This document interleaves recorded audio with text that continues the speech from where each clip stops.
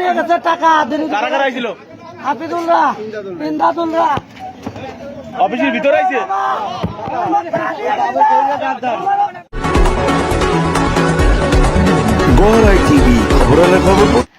এবার দিন দুপুরে ব্যবসায়ীকে কুপিয়ে 15 লক্ষ টাকা ছিনতাই। বিস্তারিত ফরিদপুরের মধুখালী উপজেলার বাগাট বাজারে রবিবার সন্ধ্যায় ব্যবসায়ীকে কুপিয়ে 15 লক্ষ টাকা ছিনতাই করেছে দুর্বৃত্তরা।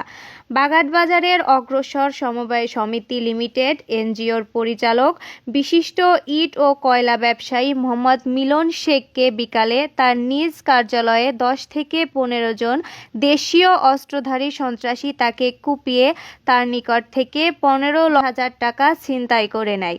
এ সময় তার মামা মোহাম্মদ মোতালেব শেখ তাকে বাঁচাতে গেলে দুর্বৃত্তরা তাকে এলোপাথারি কুপিয়ে জখম করে। পরবর্তীতে স্থানীয় বাজার ব্যবসায়ীরা আহত মিলন শেখ ও মোতালেবকে ফরিদপুর মেডিকেল কলেজ হাসপাতালে ভর্তি করে।